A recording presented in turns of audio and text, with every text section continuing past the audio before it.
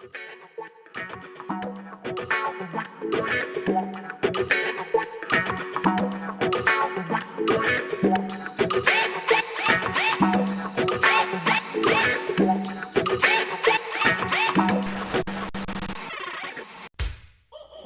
Hawai'i Sports Radio Network on 95.1 FM and AM 760 presents Wake Up in the Den with Ku'ule Agbayani.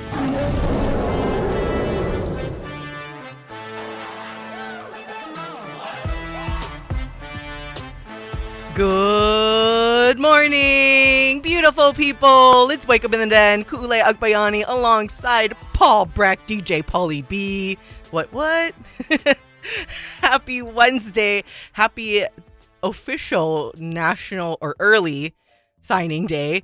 We will definitely get you guys all up to speed with everything that Hawaii football has landed, but we'll do our extensive recap show tomorrow. Probably effort getting maybe Coach Chef for a special ride or die time as well. Who knows? We'll see what happens at the end of today. But we got a real treat for you guys in this Christmas week.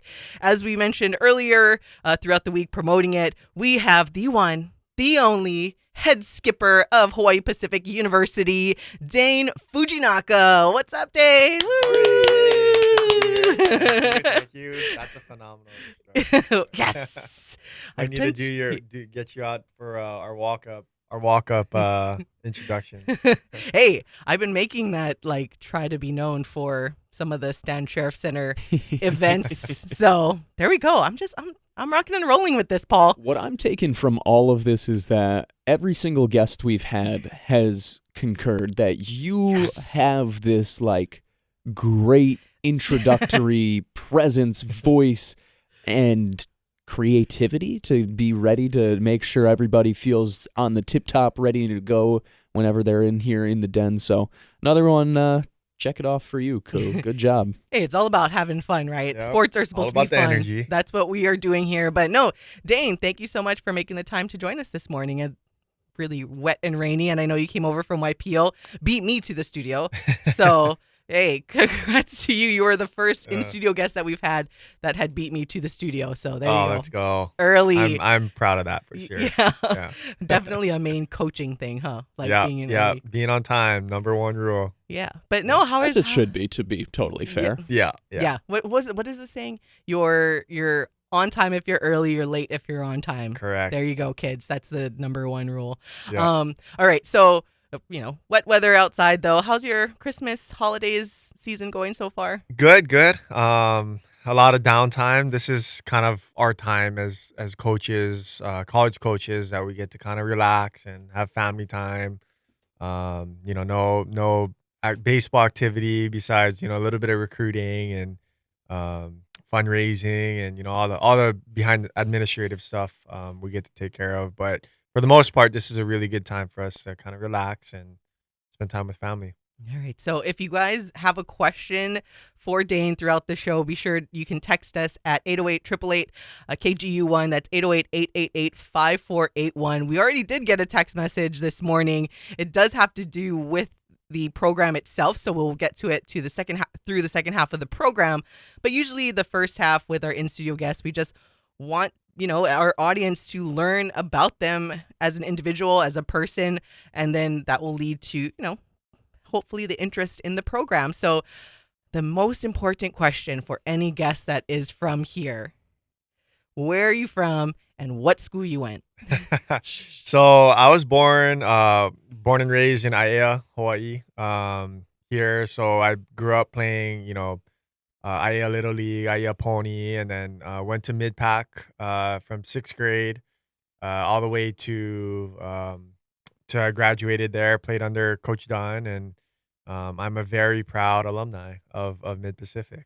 I know, that's by the way, shout out to Coach Dunn, though. Wasn't he just shout out to Coach Dunn? He was just elected into, I have it here, National High School Baseball Coaches Association Hall of Fame. Yeah. I saw you retweet that, and he's definitely well known in the baseball community here. Oh yeah, I mean he's the greatest of all time. I mean I can't say enough great things about him. I mean I from sixth grade, I mean it was always the reason why we came to Mid-Pac is to play for him, and No, he's just the amount of values that he taught me and the rest of my teammates and people before me and after me is just incredible. So I'm super happy for him, and I know he told me yesterday he's getting inducted in next year in Florida. So that's something I'll definitely be able to make, and wouldn't miss that for sure. So yeah, congrats to him.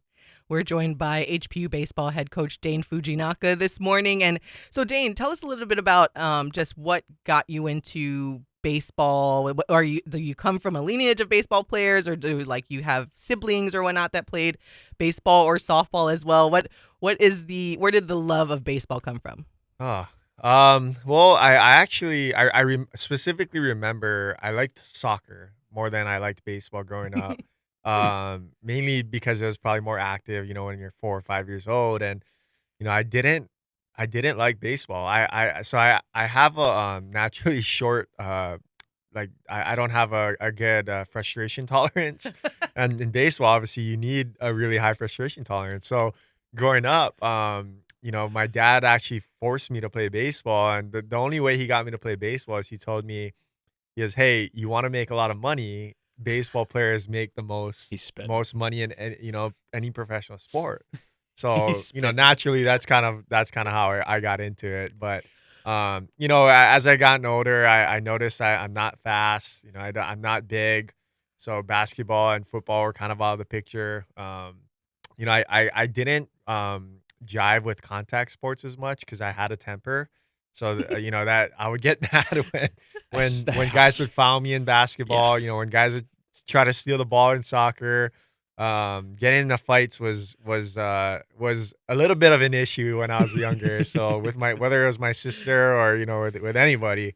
So baseball was kind of picked by default there, just to chill out a little bit.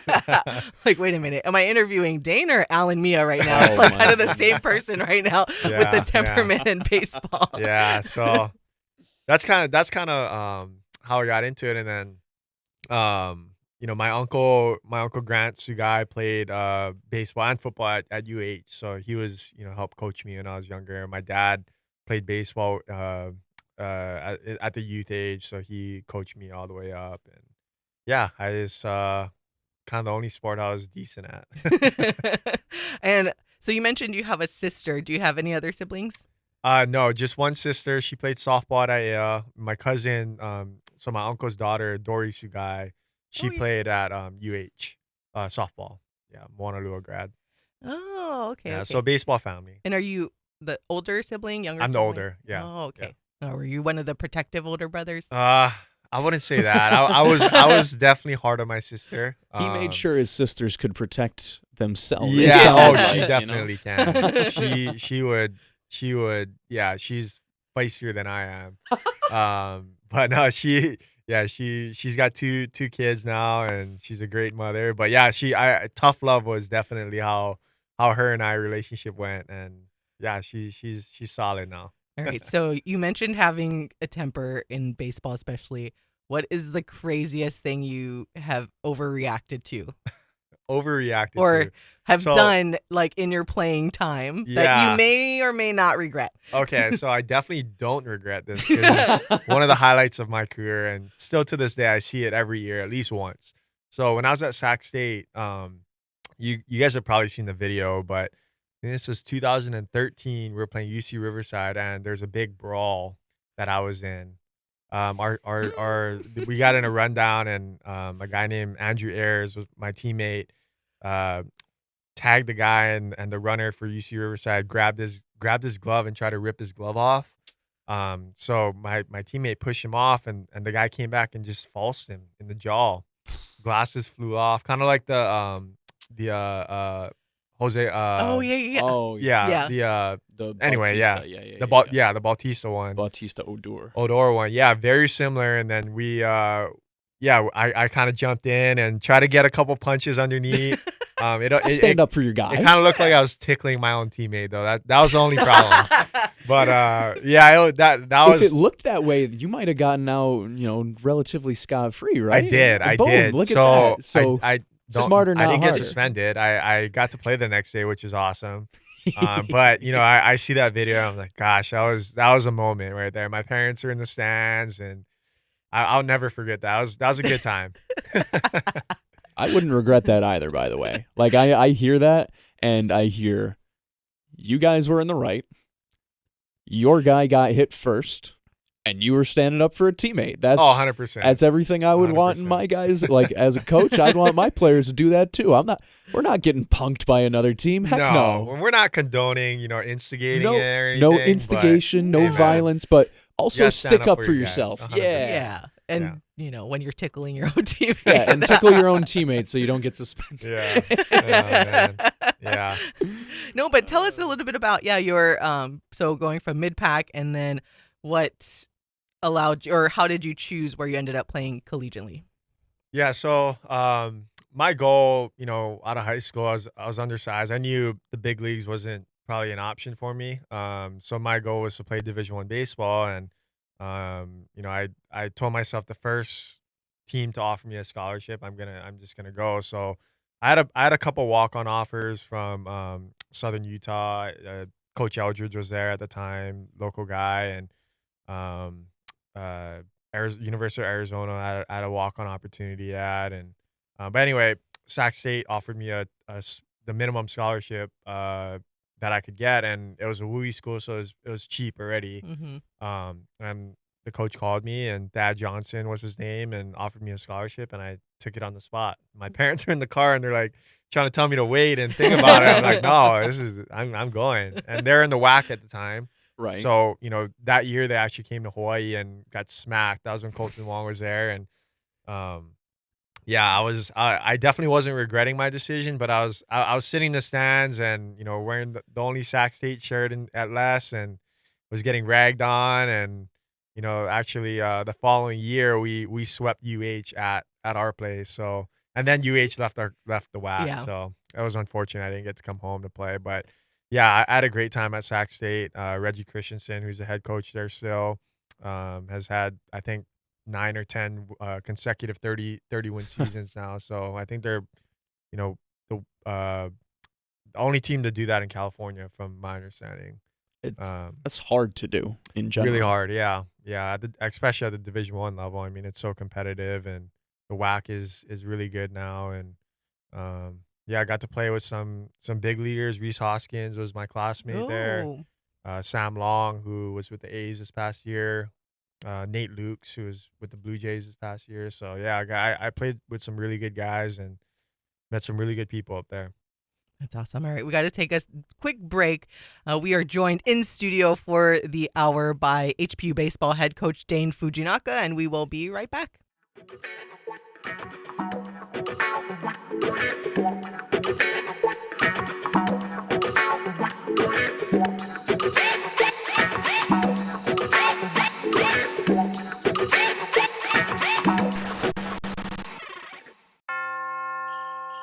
Back to more Wake Up in the Den with Ku'ule Agbayani on the Hawai'i Sports Radio Network, 95.1 FM and AM 760.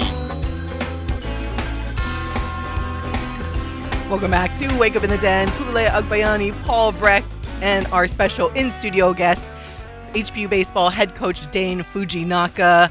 All right, we've been talking a little bit about your childhood and going over to Sac State, but you did finish your collegiate career at Menlo and then got your degree in sports management there. So tell us a little bit about the decision or what went behind going from Sac State to Menlo.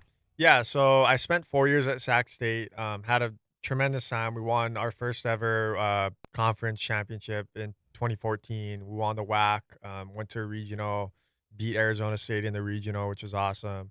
And then played there in 2015. And then my last year, I had like one semester left to finish school. I was actually just going to finish school and be done. But an assistant, Jake McKinley, who I played for at Sac State, he was an assistant there, got the head coaching job at Menlo College. And actually, Menlo is the first ever school to ever recruit me out of any school. Yeah. So they have a really big population of Hawaii kids that go there. But anyway, Jake was there, and he'd been a favorite of mine, even when I was at Sac State. So he kind of heard that I was gonna hang it up and invited me down, which is about 2 hours from Sac State in the Bay Area, and just told me, he's like, hey, just watch practice, and if you don't want to come, I get it. It was an NAIA program, and yeah, so I went down, with really no expectations, and I just wanted to say hi to him, honestly, and notice how much fun they were having, and it just like sparked my interest, and I went down there, and I wanted to play for him again. So that year we had Ashkan Kuhalua, who I actually recruited, so I get a lot of recruiting credit for recruiting Ash. But funny story there too. So that summer before I went into Menlo, Dan Cox, the recruiting coordinator last year for UH, was a Brave scout and had an open tryout on Oahu, and I went just to help out and catch some guys, and Ash had brought over his cousin from Kauai at the time. He was working at TSA, and I think he was 24, 25, and he asked one of the scouts if he could throw. And he gets on the mound and starts chucking 95, and nobody has any idea who he is. He's wearing like an Aloha shirt. He's wearing Crocs this is at K Lagoon too, and he was a story of that tryout. It was like the rookie. The Tossing the old fireballs. Yeah. So Oh and my he had struck. He was punching out like Kael Aliviati, like big time college players, and So I heard him talking with one of the news guys, and he said that he had college eligibility left, and I was like, what? How's that possible? So I called up Jake, my coach at Menlo, and I knew we were looking for pitching still, so he called Ash. I actually found him on Instagram through a mutual friend playing softball, and Jake offered him a scholarship. Ash comes to Menlo and ends up being like the pitcher of the year, like leads the country in strikeouts, has a chance to sign professionally, but crazy story. So anyway, we were really good at Menlo. We were ranked in the top 10, I think, at one point, and led the country in home runs, and had a phenomenal experience there, and loved every bit of it. And then I started coaching there under Jake. He's the reason why I got into coaching. See, kids, don't get distracted these days by all the glitz and glamours. You want to have fun 100%. when you're playing in college, too. That's a big thing that I think is getting lost right now, and hopefully it starts getting back there where it should be. Yeah. I was curious just the difference between the two levels. You mentioned playing at D1 and then NAIA, and obviously when it comes to collegiate athletics, there's this stigma that if you don't go D1, and I'm sure that you have worked against it, obviously at the Division II level, if you don't go D1, then it doesn't matter. And you got an experience at the D1 level, but also an experience at the NAIA level, and it sounded like it was good. So I was hoping you could continue to share just, if you want, the differences between the two, but also maybe some of the similarities in your experiences there. Yeah, this is a big topic, especially in the recruiting process that, I typically share. But I mean, when I was at Sac State, I played with, a few big leaguers, like I was mentioning, and the competition was great. And obviously, I think across the board, the reason why there's level is it is better competition across the board at the Division I level than you go down to the Division II and so on. But specifically at Menlo College, I mean, when I played, we had Ash, like I said, who is a 95 mile an hour arm that you typically don't even see at the Division I level. The following year in 2017, we had two big leaguers on that team, Lucas Urseg, who's with the A's this past year, and then Jason Alexander, who's I think came up with Milwaukee. But we had two big leaguers on an NAIA team. I think we had a second rounder in Urseg, and then we had a ninth rounder was our shortstop, both Cal Berkeley kickbacks. But really across the board, we had all Division I caliber players. And we came in, I think, fourth in the GSAT conference that year. So that just goes to show how talented that conference was. I think, Michael Stefanik was at Westmont, who's a big leaguer for the Angels. Jose Rojas was a big leaguer out of Vanguard that year. So yeah, I mean, I think it just depends, but there's definitely talent everywhere. And I obviously wanted to play professionally and never got that opportunity at Sac State, just probably just, not playing. I playing against, better competition with my teammates. But when I went to Menlo, I actually filled out a few questionnaires to play professionally. And I think that was because we had a second rounder on our team. So every single practice and game, there's 25, 30 scouts, every single one. So I got to play in front of, I had more professional exposure at an NAIA school with 700 people in the school than I did at a school of 30,000 people at the Division I level. So, I think it just depends. But, I, like Kule was saying, it's definitely not entirely about the baseball. It's about the full experience. And, I had just as good as an experience at Menlo College as I did at Sac State. And it's ultimately comes down to, the people. You hear that a lot. It's whether it's your job or your team, it's really about the people you're around. And I truly believe that. And that's, definitely something I try to create at HPU, and tell our recruits is winning at the end of the day does not matter what level you're at. It feels the exact same.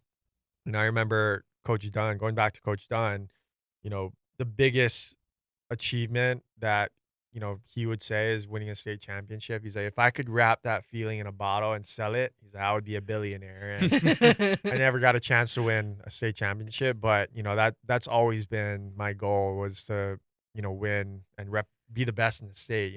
That's kind of Hawaii people's pride, right? And even winning a championship at Sac State was awesome, but, winning games at Menlo College was it felt just as good, so. To answer your question. Yeah. Wins are wins at the end of the day. And 100%. like you said, it really does come down to the people. So I'm glad. I just wanted to get that straight from somebody who has lived it. Obviously, at the D1 level, now at the D2 level coaching, you've seen baseball all the way up to the professional ranks. So I think it's important for people to understand that baseball is baseball and sports are sports, really, at the end of the day. If you put in the work and a little bit of luck checks your way too, things can still end up being pretty good. Yeah, no doubt. I mean, even when I was with the Blue Jays, we won when I was managing the Dominican Summer League. And, before I actually, not a lot of people know this, but before I got the HPU job, or during that time when I was interviewing for this job, the Blue Jays tried to keep me with the Blue Jays. And I love that organization, phenomenal organization. And they asked me if there's anything that they can do to keep me. And, one of the offers was to move up levels, because a lot of coaches, want to move up to AAA or the big leagues or whatever. And I actually told them I didn't want to leave. If I was going to stay, I'd want to stay at that lower level. And the only reason was because winning was really important. And those kids, it's their first experience playing on an actual team, the Latin kids.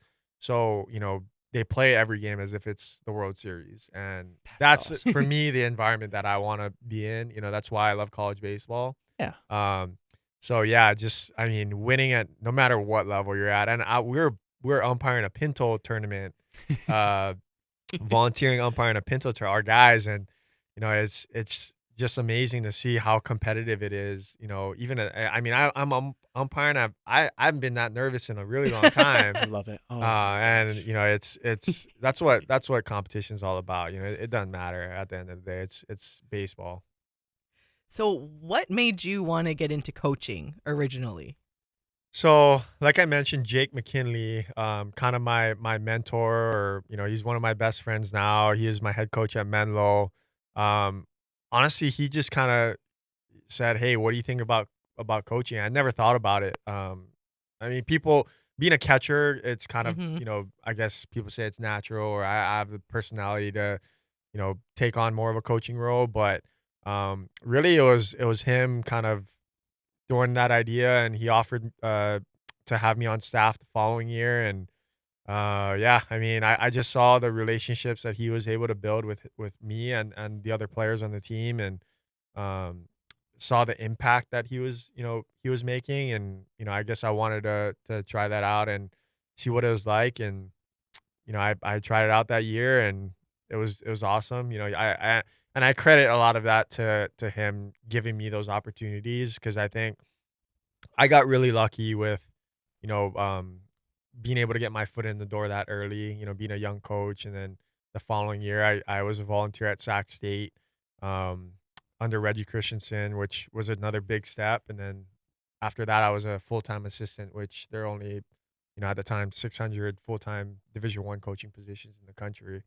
And I was 25 at the time. So I think just a combination of getting really lucky and with the opportunity, because we all know it's not, the money isn't necessarily there when you're starting off coaching. Yeah. But I think just the impact that I was making on the kids, and at the time was my former teammates, and I was, I guess, a little good at it. I'd like to think so.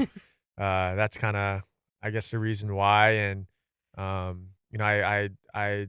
I'd seen just kind of the talent in Hawaii, and felt that if I ever did get an opportunity to come back here, I felt like I wanted to build something up. So yeah, that's kind of the reason why.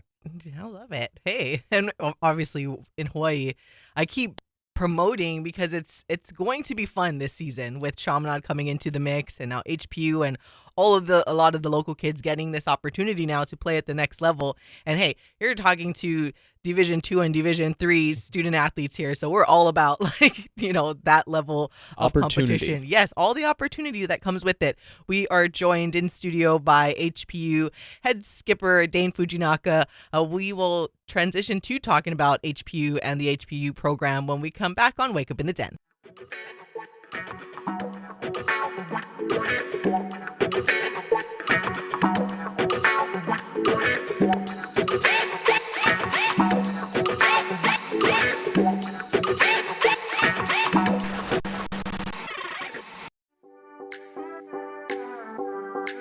Wake Up in the Den with Ku'ulei Agbayani on the Hawai'i Sports Radio Network, 95.1 FM and AM 760.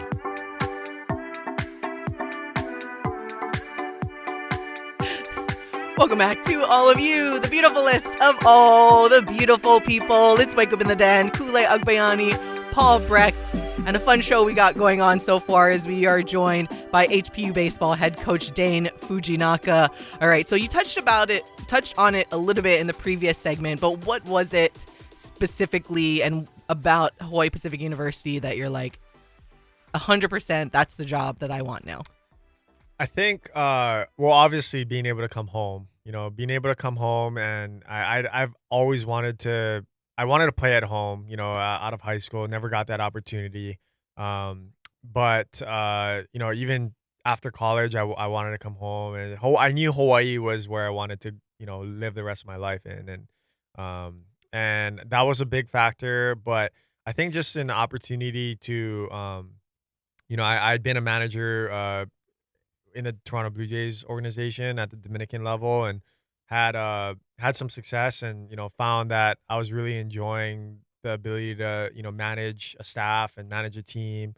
So I think when this opportunity popped up, for me it was like, here's my opportunity to come back home to have a full-time job and be able, well, I shouldn't say job, because I really don't see it that way. I think an opportunity to get paid doing what I love is, really a no-brainer. I mean, I tell, everyone this, and I wouldn't trade it for the world. I mean, I get to coach these kids who are a great group of kids, and, I look forward to showing up every day, practice, game, whatever it is. And for a university who's, historically been really good. I have had big leaguers, Benny and Rico, and so I believe that there's a chance here to be really special, because they have been in the past, and yeah, that's why I chose HPU. All right, we've actually got a few text messages that have come in now. So if you guys have any questions about the program or anything for Coach Dane, then be sure to text us at 808-888-5481. Question came in early this morning about the program. Says, can you talk about starting pitching rotation? Who are they, and describe their attributes? Also, how strong does the team look defensively, especially up the middle? And this is from HP Baseball Beach Surfer. Okay, well, I guess for the starting rotation, I mean, it's kind of still up in the air. We have about a month period before we get going, before our first game after winter break. So, I would probably say it's between 5 or 6 different guys. We have a couple freshmen, Landon Rota from Santa Rosa, or from Cardinal Newman High School up in Santa Rosa, who really stood out this fall. He's in the upper 80s, low 90s. Really a guy that we didn't expect to have this much of an impact this early on. We knew he was going to be a good player, but just his feel, his presence has really stood out. He had a really good fall, and I would say he's probably in the running to be one of our guys. Shea Blanchard, another freshman from Laguna Beach area, another guy that is a pretty mature pitcher this early on, has multiple pitches he throws for strikes, and is a good competitor. And then we have Jack O'Brien, who started for us the last few years. He had a really good fall, good summer in the West Coast League, and had a good fall. We have a left-handed pitcher, Luigi Albano Dito, junior college transfer, kind of similar to Andrew Hawk, if you guys remember him last year. Not the same personality. Not even close. There's only one Andrew Hawk, but pitchability is very similar. He's a guy that we can see, giving a different look for us, and really give us a chance. So I think between those 4 guys and then Shea Lake, returner from last year, will have a shot as well to be in the rotation. So I think from a depth perspective, we have a little bit more starting pitching depth than we did last year, which I'm excited about. I think a lot of it will come from younger arms, which is really exciting to see. We'll really find out what we're made of, I think, on the mound. And up the middle defensively, we're returning TJ and Nick Gio, two all conference guys last year, and we're really, really reliable on defense. We have Noah Hata playing center field, who he was an everyday guy last year. Lost DJ Stevens, but Nunu, really, really, really good defender in center field. But yeah, I mean, besides that, we brought in a couple of other guys. Caleb Milliken, who's a grad transfer from Laverne, was an all-conference selection in that conference, that Division III conference. I'm sorry, not from Laverne. He's from Pitzer. We have a Laverne transfer as well. But anyway, that conference, he's a phenomenal defender. He'll be an everyday guy for us as well at somewhere, either second base or left field.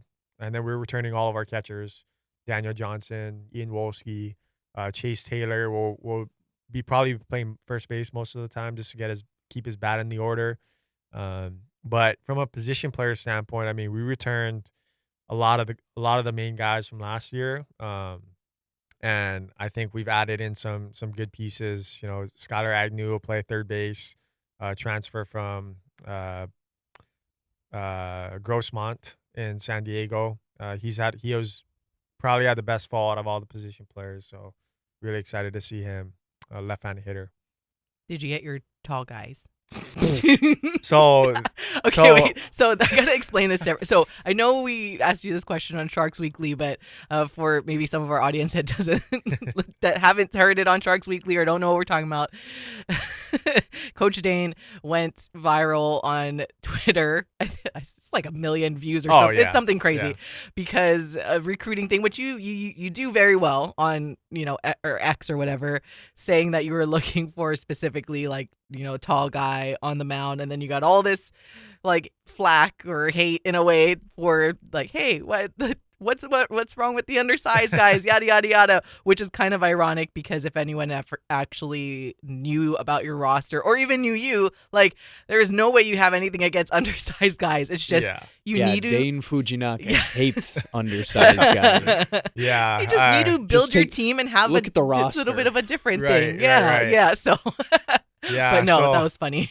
Yeah, I honestly did not see it coming. I mean, it was pretty unexpected the amount of heat that I got. But hey, I mean, any press is good press, right? Yeah, So that's the way I looked at it. But no, I mean, every time we step on a field, and this was from year one, the conversation with our staff was, gosh, we're just not as physical as our opponent. And the last few years we've had to find ways to win, not via the long ball, not via pitching velocity, which are really, really important, facets to the game of how teams are winning, and not to say that's the only way to win, but it's nice to have some physicality on your team. So, fast forward to the Twitter thing, every few months or so, I'd always tweet out, what our needs were. And that's honestly been our niche in recruiting, especially being in Hawaii.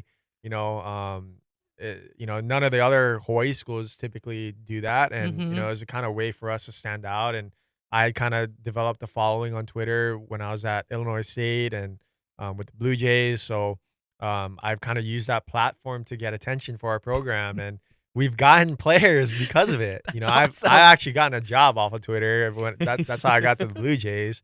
But yeah, I mean, we've gotten player. Daniel Johnson was a guy who reached out 2 summers ago from a Twitter post. I offered him from that. So we've had success. And anyway, so I posted a tweet because we had gotten a few commits from local kids, and as we all know, Hawaii boys are undersized. That's kind of what comes with being a Hawaii boy. You're a scrappy, scrappy guy like myself. And we have to outsource if we want to get bigger guys. So the tweet specifically asked for guys who are 6'3" and up. And if you're a pitcher throwing over a certain, I think it was 86 or 87 miles an hour, to reach out, and we'll bring you to campus. And if that is who you are, and we'll offer you. Not a lot of people were happy about that, which is fine. Sounds like they didn't meet the parameters. They did not, and I thought it was funny. A lot of the tweets were, well, looks like Nolan Ryan wouldn't be able to play for you, and right. Well, he couldn't. He's not. Nah, I'm just kidding. That's definitely not it. Jose Altuve. Yeah. But no, we did actually get a good amount of traction. I probably had 100 to 150 kids who met those standards reach out to me, and we had 5 or 6 guys come out of campus this fall, which was awesome. And anytime we can get kids in from the mainland to come in and check us out is always a plus. So I was telling my team and my staff, like, I as much of a distraction as it was, which I didn't like that part of it, it did, I think, benefit our program as far as just exposure and getting kids to campus, which is always a goal for us. So hopefully we'll get a guy, and we did sign a couple guys recently from Hawaii, actually, that Josh Rago, basketball player for Kauai High. He's a big kid. And in our previous class, Scott Armstrong, 6'5", transfer, and Luigi Albano, like I was saying, our lefty, he's 6'4". So the idea behind it is just to get different looks, different release points, make it a little bit more difficult on opposing hitters, and they're not as comfortable in the box, and I think naturally, if you're a hitter, seeing a bigger guy on the mound is a little bit more intimidating, and can create a little bit more deception as a hitter. So that's kind of what that was all about. It was so funny. Like, it really, really was so funny, and I didn't think it was a ridiculous ask, because I didn't think so. I think it was one of your assistant coaches might have tweeted it out, if not you. Somebody put it out there. It's not my original thought, but it's difficult to get out to Hawaii in general. You don't want to waste people's time by having them fly out, go through this workout, waste a ton of money, and you sit there and you're like, this kid can't play on this team, and he never had a shot to begin with. And then it feels like a waste of everybody's time and resources, and that is never what you want either. So, unfortunately, the cold, hard truth hurts at times, and we also talked about it. It's not like you are anti-small guy, anti-play. Like, if you look at the HPU baseball roster, I always like to use this analogy when it comes to talking about baseball teams and how you kind of want to build them like a basketball starting lineup where you have guys of all different shapes and sizes who can do different things, and that's what creates a good baseball team. Guys who can play small ball, but also your 3, 4, 5 hitters who can knock the ball out of the park. You have pitchers who are deceptive. Lefties come from different points and, different arm slots. And you also have a guy who can just stand up there and huck it at 94. And that's how you want to build a baseball team. Sometimes you already have some of those roles filled, and that's just the unfortunate part. There are so many opportunities in one singular program. So I never thought it was like a ridiculous ask or anything. So I'm glad it didn't turn into anything too crazy. And it actually got you guys a couple of new sharks to come on in. Exactly. Yeah, that's I think. Thing. Oh, sorry. No, that's no. amazing. I was gonna say, yeah. I mean, ultimately, it came down to just not wasting people's time and money. It's so expensive to come out here, and when kids ask like, "Hey, what you're looking for?" Well, that is what we're looking for at the time. Whether you like it or not, that's what we have money for. I'm obviously not gonna recruit 12 shortstops, right? I have position needs. I have, things that we as a coaching staff find easier to develop, and that had a lot to go into it too. Was as a smaller undersized player, I have a niche for developing guys, skills versus developing a undersized guy, creating more tools for them. So that I think our development style and what we're good at as coaches also goes into it. But yeah, ultimately we're looking for uniqueness. We're looking for variety.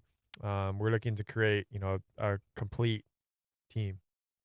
And we got to take our last break pretty soon. But before we go to break, another text said, always good to hear Coach Dane talking baseball. Can't wait for the St. Martin's trip to play all the local D2s.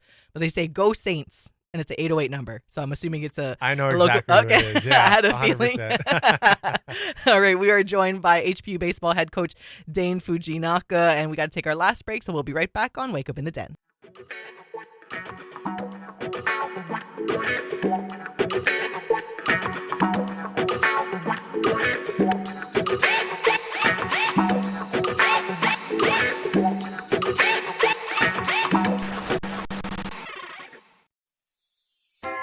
Back to more Wake Up in the Den with Ku'ulei Agbayani on the Hawai'i Sports Radio Network, 95.1 FM and AM 760. It's Wake Up in the Den, Ku'ulei Agbayani, Paul Brecht, and we are joined in studio with HPU Baseball head coach Dane Fujinaka. Having fun today, talking a lot of baseball. Oh, yeah. Something we didn't get to ask you yet, though. Who is or maybe growing up, who was your favorite baseball player? And if it differs, who is currently your favorite baseball player? So, all-time favorite player was Roger Maris from the Yankees. I grew up, 61 was my favorite movie. So he and 9 was my favorite number, and that's kind of the reason why. But I really liked that movie, and he became my favorite player. Hawai'i, I played with Isaiah Kiner Falefa. He was my high school teammate. So definitely he's my favorite current player. And what was the other question? No, just growing up, who was your favorite? Yeah. Are the Yankees your favorite team? No, actually, growing up, the Braves were my favorite team. But now I would say, obviously, the Jays, since I worked for them and have followed them, for the last few years. But I don't really have a favorite team. I just like to follow the Hawaii guys and root for those guys. I was going to say, if you're a Blue Jays fan, it's tough because when you work in sports, you start to lose that fandom, especially once you work in the actual league itself like you did. But I was going to be like, oh, how was your reaction to the whole Shohei sweepstakes, being that the rumors, and I'm sure some people back up there still, and I'm sure they were freaking out up there and whatnot. How did you take in the whole Shohei sweepstakes just as a baseball guy? I actually thought the Jays had a chance to get him. No, I didn't hear anything. They keep everything in-house. Everything under wraps. Yeah, but I was like, wow, I mean, if they get Shohei, they're going to be legit contenders, and I was bummed to see it, but I mean, just what he's doing in the game is just ridiculous. I mean, it's It awesome. goes to back see. to what your dad's point. Was he the one who made you play baseball, right? Yes. Oh, yeah. Oh yeah. Baseball Yeah. players make the most money. CJ Stroud said it best, football players want to be basketball players want to be football players, and we all want to be baseball Yeah. players. Exactly. You don't have to run as much all Yeah. the time. You can just kind of. It's just better. It's all around better. I mean, like this past season, right? They try to do kind of like they were talking to players while they're in the game, and I'm like, all right, if you could do interviews while the game is actually going on, Yeah. then it's baseball. That's impressive that they Yeah. can do that. I mean, I don't know how I would never let my players do that, but it's for them to be able to do that. It's actually Hard. impressive how Well, automatic their skills are. So baseball, and you can correct me if you think differently. Growing up, it was always referred to me as, the thinking man's game, right? And it was always because before the ball comes, you have to decide, all right, if it's to hit to my left, I have to go here with it. I'm going to do this. If it's hits to my right, I will do this with it. Behind me, it's this. Out to the outfield, and you're thinking about all the possibilities beforehand. So that's how I'm always thinking of it when they're interviewing these players, and I'm like, this guy's got 104 things going on in his head, and he's trying to answer questions. What are we doing here? Yeah, it's crazy. They're so skilled that it's just automatic. Yeah. Yeah. Well, and that's something you talked about at this recent USA Baseball clinic that you guys were able to put on, Kai Correa coming back, and just being automatic with all of this stuff, being able to go back and fall back on your mechanics. And all of you guys, all of the coaches talked about that, where it really is almost more in baseball than anything, being able to fall back on your mechanics and on those, that feel is bigger. Would you feel that way? Would you say that? Definitely. I mean, I think it goes back to like your routines and habits that you create, because baseball is there's so many uncontrollables in the game. So being able to just be able to play freely without thinking, I think is ultimately what makes players really good. I mean, it comes down to routines. It comes down to, how automatic can you make that certain skill. All right, we have a few minutes left. People hear me talk about it on the show a lot and promoting this upcoming baseball season and how exciting it's going to be. Again, with Chaminade coming into the mix, the University of Hawaii playing all the local Division II schools. But I want them to hear it from you on what they can expect this upcoming season with, of course, HPU and just collectively. Because like you said, that's why you love college baseball. It's just so competitive. Everyone's going, it's different from the majors where sometimes you're just like when we watch NBA basketball, you're like, do they care? Do they not care sometimes, But just tell everybody why Division II baseball here is going to be so special this upcoming season. For sure. I mean, obviously the rivalry between us and Hilo has been, back and forth for a really long time. And with Chaminade adding in, I mean, it's so awesome for the state. I can't, express that enough of, local kids getting opportunities, and then just the more opportunity for Hawaii people to come out and watch college baseball is just awesome.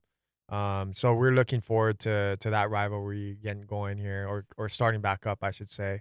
But yeah, I mean, our schedule is going to be a really good one. We start off with bringing Cal State LA and East Bay over to Hawaii, and we play a 5-team tournament between the 3 Hawaii schools and them. And then we'll go to Hilo, bring over St. Martin's, who also has a lot of Hawaii people, referring to your question, your previous question.